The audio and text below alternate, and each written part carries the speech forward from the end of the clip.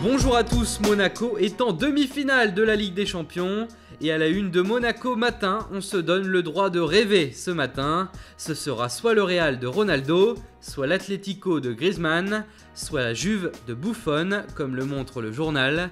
Dans le Parisien du jour, on souligne une qualification acquise avec panache, 3-2 à l'aller, 3-1 au retour. Alors effectivement, maintenant tout est permis d'après l'équipe.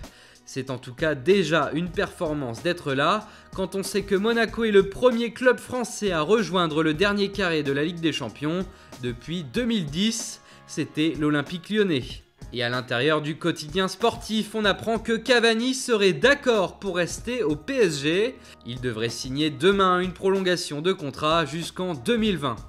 Dans l'autre match de la soirée, la Juve a éliminé le Barça. Les Bianconeri sont invincibles pour Tuttosport. Ils les ont fait pleurer, souligne le Corriere, avec cette image terrible de Neymar dans les bras de Dani Alves.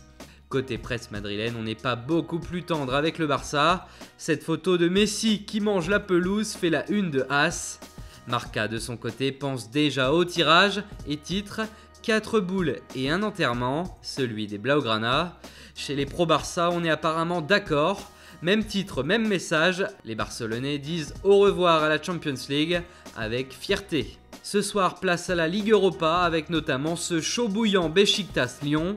Dans la presse turque, on a de l'imagination, les Turcs sont déjà en route vers Stockholm, lieu de la finale, avec cette illustration déjantée. Ils sont tous dans une voiture française et ils passent au-dessus de la ville de Lyon.